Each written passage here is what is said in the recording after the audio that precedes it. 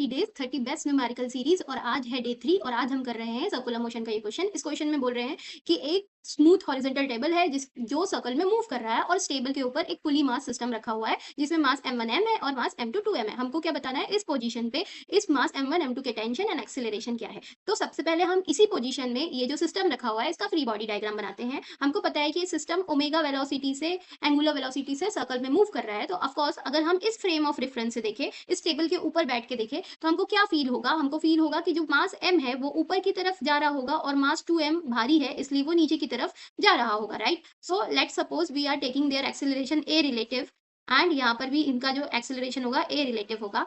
अगर मैं मास m की बात करूं तो मास m पे सिंस मैं यहाँ पर इस फ्रेम ऑफ रेफरेंस से देख रही हूँ टेबल के ऊपर बैठ के, तो मुझे पता है कि मास m पे एक सेंट्रीफ्यूगल फोर्स एक्ट करेगा जो आउटसाइड होगा, सेंटर के आउटसाइड डायरेक्शन में होगा। तो यहाँ पर जो सेंट्रीफ्यूगल फोर्स होगा that is m omega square r और सेम मास 2m पे भी एक सेंट्रीफ्यूगल फोर्स एक्ट करेगा जो होगा 2m ओमेगा स्क्वायर r।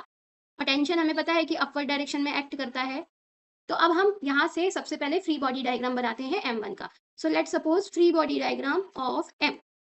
सो देखिए m किधर मूव कर रहा है, आगे की तरफ इस डायरेक्शन में मूव कर रहा है इसलिए टेंशन फोर्स बड़ा है। तो we will let t minus m omega square r is equal to m a relative.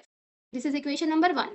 Now drawing the free body diagram of m2, free body diagram of m2 which is 2m। इसका free body diagram बनाएंगे तो देखिए ये नीचे की तरफ move कर रहा है, एक्सिलरेट कर रहा है, तो इसलिए 2m ओमेगा स्क्वायर r बड़ा होगा तो इसको लिखेंगे 2m omega square r minus t is equal to ma or m is 2m, so that's why it is taking 2m r ar. This is equation number 2. So we will get two equation. Now just we will add these two equation. So इन दोनों equation को हम add करते हैं.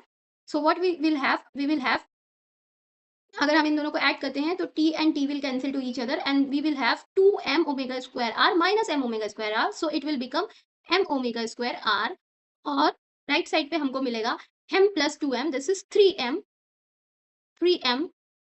a relative. So यहाँ से हमको a relative मिलेगा, m will cancel out, a relative मिलेगा ओमेगा स्क्वायर r by 3।